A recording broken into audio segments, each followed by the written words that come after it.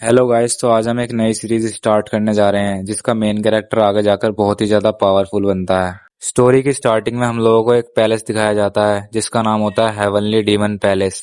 वहां पर खड़ा हुआ एक बंदा बोलता है, सबसे रेयर दवाई भी इस बीमारी के सामने बिल्कुल बेअसर है। फिर हमें दिखाया जाता है एक प्रीस्ट जो कि उससे माफी मांग रहा होता है। ये हैंडसम सा दिखने वाला बंदा और कोई नहीं, हमारी स्टोरी का मेन कैरेक्टर है जो कि आगे जाकर डीमन किंग बनता है। तभी हमारा एमसी बोलता है, एनर्जी डेविएशन कोई ऐसी चीज नहीं है जो इतनी आसानी से सॉल्व हो जाए।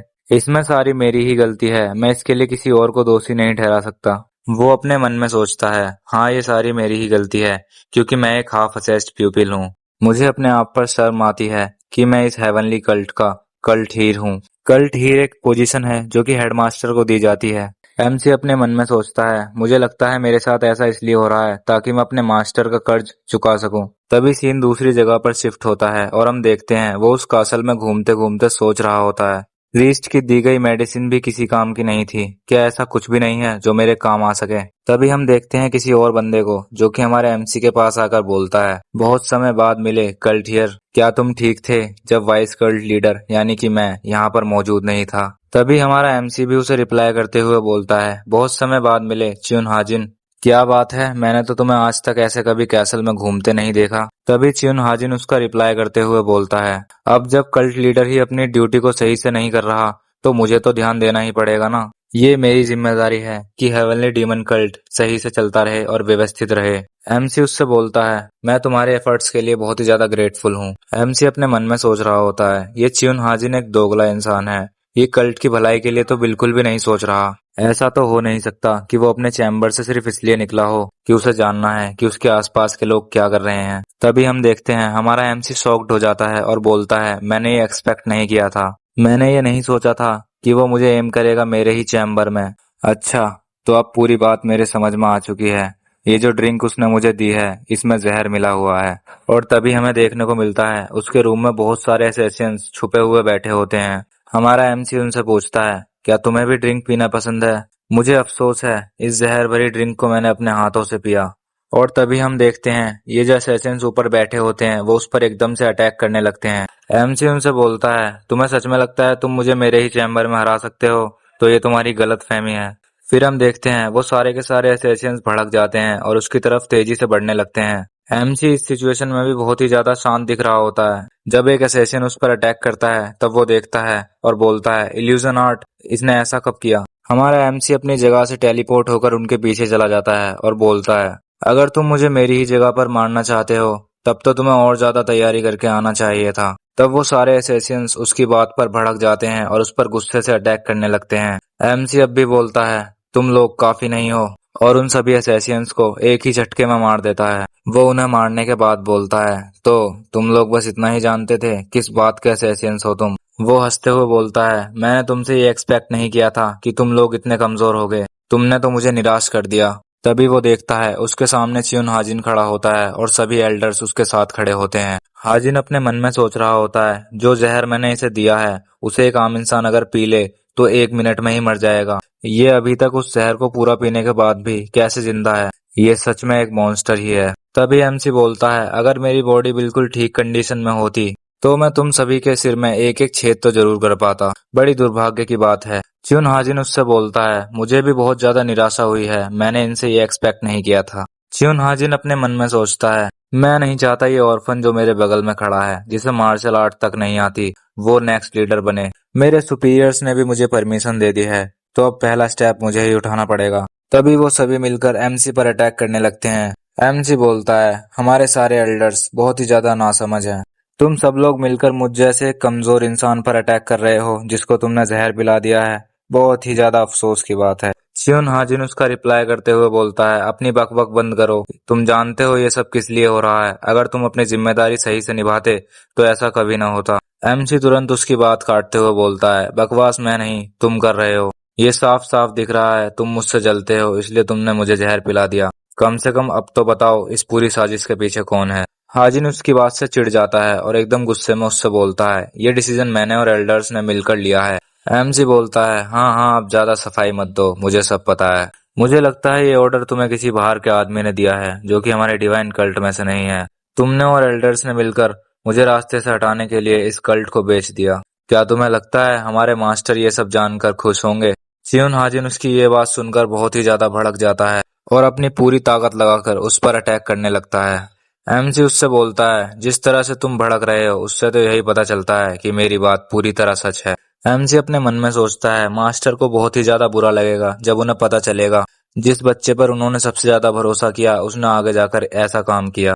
हाजिन उस पर एक जोरदार अटैक करता है और हमारा एमसी बहुत ही ज्यादा घायल हो जाता है। हाजिन उससे बोलता है, कोई फर्क नहीं पड़ता मैं तुमसे कितनी भी नफरत कर लूं, हम दोनों ने सेम ही मास्टर से ट्रेनिंग ली है और तुम इस हेवनली डीमन डिवाइन कल्ट के एक्टिंग लीडर भी हो। मैं तुम्हें अपने हाथों से ही मौत के घाट उतार दूंगा। एमसी मुस्कुराते हुए उससे बोलता है, तो तुमने ये सब पहले से ही प्लान कर रखा था ना? क्या तुम्हें सच में लगता है तुम ये सब करने के बाद खुश रह पाओगे? मुझे तो पूरा यकीन है जो लोग तुमसे ये काम करवा रहे हैं उनके लिए तुम सिर्फ एक पपेट हो। हाजिन उससे भड़कते हुए बोलता है, तुम्हारी ये कहने की हिम्मत कैसे हुई योन? मुझे लगता है तुम इतनी आसानी से नहीं मरने वाले, तुम्हें तो तड़पा तड़पा कर ही मारना होगा। फिर हम देखते हैं चिन हाजिन एकदम से शांत हो जाता है और उससे बोलता है, तुम चिंता मत करो, मैं तुम्हारी गलतियों को ठीक करूंगा और ये ध्यान रखूंगा कि कल्ट में सब कुछ ठीक ठाक चलता रहे। एमसी उसकी ये बात सुनकर मुस्कुरा देता है। तभी हमें देखने को मिलता है एमसी जोर जोर से हंसने लगता है, वो बिल्कुल एक डीमन की तरह लग रहा होता है। वहां खड़े सभी एल्डर्स उसे देखकर शॉक्ड हो जाते हैं और सोच में पड़ जाते हैं कि इसके साथ क्या हुआ है। वो हंसते हुए बोलता है, लगता है तुम लोगों ने मुझे कुछ ज्यादा ही झेला है, पर तुम मुझे अभी अच्छी तरह से जान नहीं पाए हो मैं हूँ क्या चीज। एमसी बोलता है, अगर तुम लोग मुझे मारना ही चाहते हो तो तुम्हें एक चीज का ध्यान रखना होगा। अब जब ये समय आ ही चुका है तो मैं चाहता हूँ तुम सभी का ये मुस्कुराता चेहरा मौत के डर को महसूस करे। हाजिन शॉक्ड हो जाता है और सोचता है, कहीं ये वही तो नहीं, द डीमंस ड्रैगन स्वॉर्ड, आज तक की सबसे ज्यादा पावरफुल तलवार। हाजिन उस स्वॉर्ड को देखते ही उसे छीनने की कोशिश करता है, पर एमसी उसे रोक लेता है और बोलता है, तुम्हें सच में लगता है तुम्हारी ये ट्रिक्स मेरे ऊपर काम करेंगी? वो स्वॉर्ड बहुत ही ज्यादा जोर से ग्लो करने लगती है। हाजिन उसे देखकर सोचता है, क्या इसने सच में इतनी ज्यादा मैजिकल पावर इकट्ठा कर रखी है?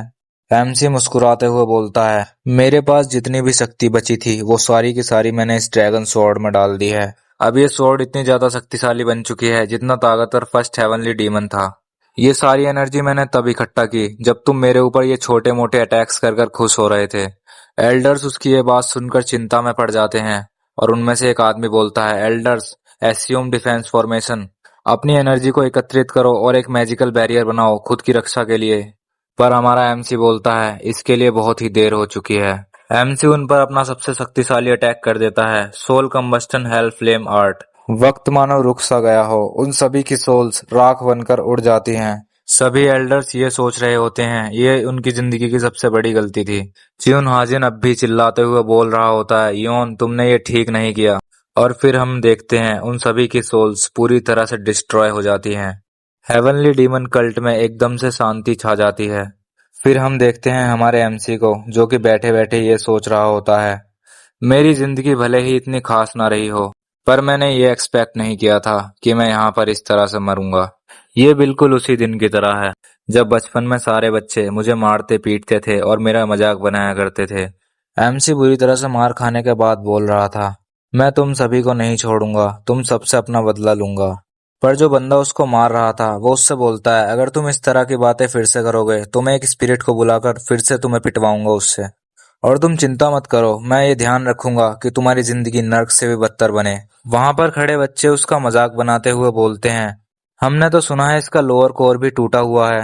कितने शर्म की बात है, एक ऑर्फन जिसका कोर भी टूटा हुआ है और वो दावा भी करता है कि उसे घोस्ट दिखाई देते हैं। अगर मैं इसकी जगह होता तो मैं अपने आप को बहुत पहले ही मार लेता।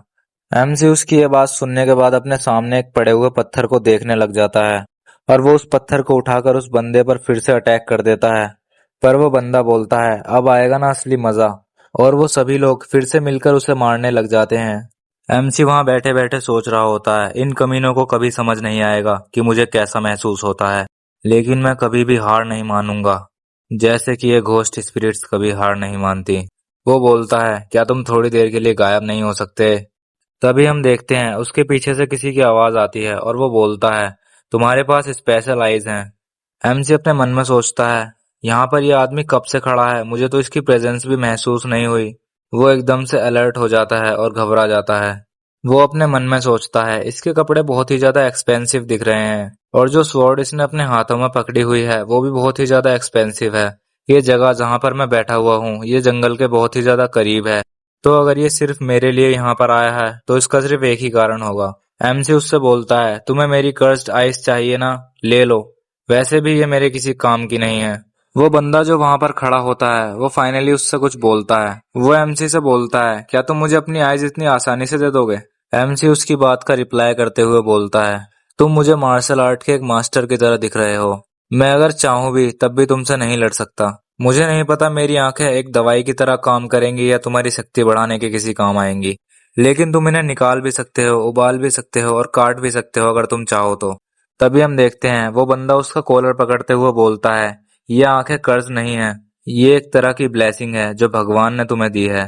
तुम्हारी तरह कुछ बच्चे होते हैं जिन्हें भगवान की ब्लेसिंग्स मिलती है और वो बच्चे हमेशा ही आगे जाकर अच्छे इंसान बनते हैं। अगर मैं उस बात को ध्यान से सोचूं तो उस आदमी का कहा हुआ एक एक शब्द बहुत ही ज्यादा पसंद आ रहा था मुझे। उसकी कही हुई एक एक बात मुझे एक झूठ की तरह लग रही थी, लेकिन उससे भी ज्यादा जो चीज मैं महसूस कर पा रहा था वो थी उसके हाथों की वो गर्माहट जो मैंने अपनी जिंदगी में पहले कभी महसूस नहीं की थी। वो बंदा हमारे एमसी से बोलता है, तुम्हारे अंदर वो पोटेंशियल है जो कि किसी और में नहीं है, तो क्या तुम मेरे साथ चलना चाहोगे? एमसी उसे रिप्लाई करता है, हाँ मैं तुम्हारे साथ चलूंगा। वो बंदा जाते जाते उससे पूछता है, तुम्हारा कोई नाम नहीं है क्या? एमसी उसे रिप्लाई करता है, नहीं मेरा कोई नाम नहीं है। तब वो बंदा बोलता है, योन कैसा रहेगा, आज से तुम्हारा नाम योन है। तभी हम प्रेजेंट में वापस आते हैं और हमारे एमसी को देखते हैं जो कि सोच रहा होता है, मैंने अपनी जिंदगी में जीने का मकसद वहीं से पाया था। मैंने वो सब किया जिससे मेरे मास्टर की थोड़ी भी मदद हो सकती थी, लेकिन मेरी इस बकवास बॉडी की वजह से मैं उनके कुछ ज्यादा काम नहीं आ पाया। लेकिन अब ये सब सोचने का कोई भी फायदा नहीं है, मैं अपनी मौत को यहाँ पर स्वीकार नहीं करने वाला। मेरी बॉडी अभी कुछ ही देर में नष्ट होने वाली है। इससे फर्क नहीं पड़ता मैं कितनी भी कोशिश कर लूं, पर मेरी ये बॉडी सरवाइव नहीं कर सकती। तो अब मेरे पास सिर्फ एक ही रास्ता बचा है, forbidden art, divine wheel reincarnation. ये फॉरबिडन आर्ट प्राचीन समय में एक बहुत ही ज्यादा मशहूर आर्ट थी। इसे इस्तेमाल किया जाता था अपनी सोल को एक दूसरी बॉडी में ट्रांसफर करने के लिए। लेकिन भले ही अगर मेरा ट्रांसफर सक्सेसफुल हुआ तब भी यहाँ पर एक कंडीशन है, वो बॉडी जिसमें मेरी सोल ट्रांसफर होगी उसकी लाइफ ज्यादा नहीं होगी। मैंने अपनी ड्रैगन स्वॉर्ड की बची हुई मैजिकल एनर्जी को भी गैदर कर लिया है इस रीइंकार्नेशन आर्ट को परफॉर्म करने के लिए। अब वो वक्त आ चुका है जब मैं इस बॉडी को छोड़कर जा रहा हूँ। प्लीज मास्टर मेरा इंतजार करना जब तक मैं इस बॉडी में वापस नहीं लौटता। तभी हम देखते हैं सीन दूसरी जगह पर शिफ्ट हो जाता है और एक लेडी उस पर चिल्ला रही होती है और बोलती है, क्या तुम्हें मेरी बात समझ भी आ रही है? एमसी बोलता है, इस औरत की आवाज कितनी अनोइंग है। वो औरत उससे बोलती है, तुम्हें अपनी औकात नहीं भूलनी चाहिए कि तुम कहाँ से बिलोंग करते हो। हम देखते हैं हमारे एमसी का सोल ट्रांसफर सक्सेसफुल हो जाता है और उसे एक नई बॉडी मिल जाती है। एमसी फर्श पर पड़े पड़े ये सोच रहा होता है, मेरी बॉडी इतनी ज्यादा दर्द क्यों कर रही है। तभी वो एकदम से शॉक्ड हो जाता है और बोलता है, एक मिनट रुको, क्या डिवाइन व्हील रीइंकार्नेशन सक्सेसफुल रहा? तभी हम देखते हैं एक लेडी को जो उससे बोलती है, टैंग तुम क्या सोच रहे हो? क्या तुम मेरी बातों को सुन भी रहे हो? मैं तुमसे क्या कह रही हूँ? कब तक तुम्हारा फर्श पर ऐसे ही पड़े रहने का इरादा है? अब खड़े हो जाओ। एमसी उठकर खड़ा हो जाता है और सोचने लग जाता है, क्या इस बॉडी के ओनर का नाम टैंग था? हालांकि मैंने ये नहीं सोचा था कि मेरा इस बॉडी में स्वागत इस तरह होगा। तभी हम देखते हैं वो लेडी उस पर भड़क जाती है और उस पर अटैक करने लगती है। वो बोलती है, तुम्हारी हिम्मत कैसे हुई मेरी बात को अनसुना करने की? पर हम देखते हैं एमसी अपने आप को डिफेंड करने के लिए उसका हाथ पकड़ लेता है और उससे बोलता है, मुझे तुम्हारा ये बेकार सा चेहरा बिल्कुल पसंद नहीं आ रहा, बुढ़िया कहीं की। वो औरत चिढ़ जाती है और उससे बोलती है, तुम्हारी हिम्मत कैसे हुई मेरा हाथ पकड़ने की? चलो वो तो ठीक था, तुमने मुझे बुढ़िया कैसे कहा? एमसी बोलता है, फाइनली थोड़ी शांति तो मिली इस औरत के जाने के बाद। अब मैं चैन की सांस ले सकता हूँ। इस बॉडी की जितनी बची कुची याददाश्त है उससे मुझे इतना तो याद आ रहा है कि ये औरत इसकी स्टेप मदर है।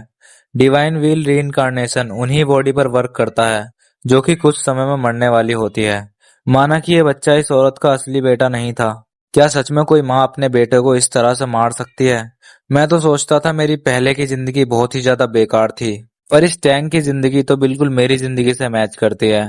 एनीवेज ये बॉडी बहुत ही ज्यादा ट्रेंड हो चुकी है इतनी मार खाने के बाद, लेकिन इस बॉडी में कुछ ऐसा है जो कि मुझे बहुत ही ज्यादा सरप्राइज कर रहा है। इसमें एक लोअर एनर्जी कोर है जो कि मेरे पास उस बॉडी में बिल्कुल नहीं था।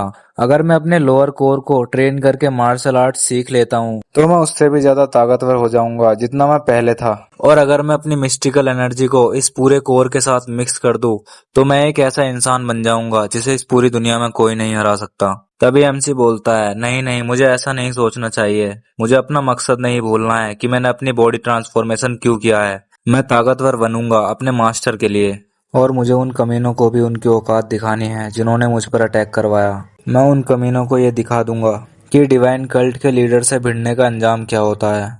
तभी हम देखते हैं उसके पास एक बंदा आकर बोलता है, तुम्हारी हिम्मत कैसे हुई अपनी मॉम से इस तरह बात करने की। उन्होंने कहा है जब तक तुम उनसे माफी नहीं मांगते जाकर तब तक तुम्हें खाना नहीं दिया जाएगा। वो बंदा हमारे एमसी टैंक पर बहुत ही ज्यादा भड़क रहा होता है। इससे एमसी चिढ़ जाता है, ये आदमी एक सर्वेंट है और ये फिर भी इतनी बदतमीजी से बात कर रहा है मुझसे। ऐसा हमारा एमसी सोच रहा होता है अपने दिमाग में। वो सर्वेंट टैंक से कहता है, अपनी माफी के लिए भीख मांगो जाकर। हो सकता है मैडम तुम्हें छोटी मोटी पनिशमेंट देने के बाद माफ कर दें।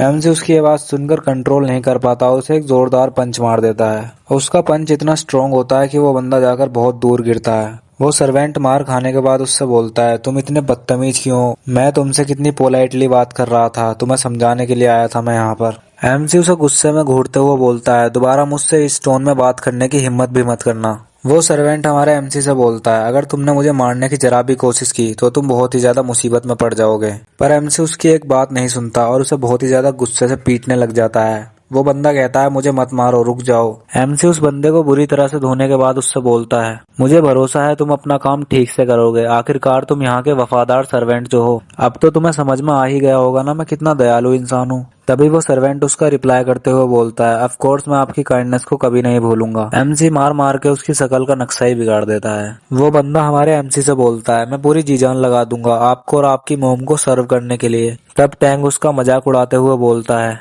फिर तो तुम वो सब चीजें लाओगे जो जो तुमसे मैं लाने को कहूंगा। वो बंदा बहुत ही घबराते हुए उससे बोलता है, आप एक बार ऑर्डर तो करके देखिए, मैं वो चीज आपके सामने ला कर रख दूंगा। फिर हम देखते हैं वो सर्वेंट उसके सामने हाथ जोड़कर बोलता है, मैं अभी थोड़ी देर में आता हूँ, मुझे जाने की इजाजत दीजिए। उस बंदे के जाने के बाद एमसी अपने हाथ को देखकर कुछ सोचने लग जाता है। वो सोच रहा होता है, किसी इंसान को जरा सा मारने से ही मेरे हाथ कैसे कांपने लग गए। टैंग, तुम कितने ज्यादा वीक इंसान थे। मुझे तो ऐसा लगता है सिर्फ उसकी बॉडी ही वीक नहीं है, उसे तो टैंग फैमिली में कोई जानता भी नहीं होगा। मुझे ऐसा लगता है टैंग अपनी माँ से मार खाने के बाद अपने रूम से बाहर नहीं निकला करता था। इसी की वजह से टैंग क्लैन में उसे कोई ज्यादा जानता नहीं है। अब मुझे ही कुछ करना होगा। फिलहाल तो जो चीज मैं कर सकता हूँ वो ये है कि मैं अपने इनर कोर को ट्रेन करने पर ध्यान दूं। हालांकि एक छोटी सी दिक्कत है इसमें, टैंग क्लैन की पावर इस बॉडी में अभी भी है। अब जब मैं अपनी सोल ट्रांसफर टेक्निक यूज कर चुका हूँ, मुझे नहीं लगता मैं कोई बड़ा अटैक करने के लिए कैपेबल हूँ। हालांकि मुझे अपने आप को ट्रेन करके बहुत ज्यादा स्ट्रॉन्ग बनाना अभी बाकी है। सबसे ज्यादा स्ट्रॉन्ग बनने का रास्ता बहुत ही ज्यादा मुश्किल है पर इम्पॉसिबल नहीं।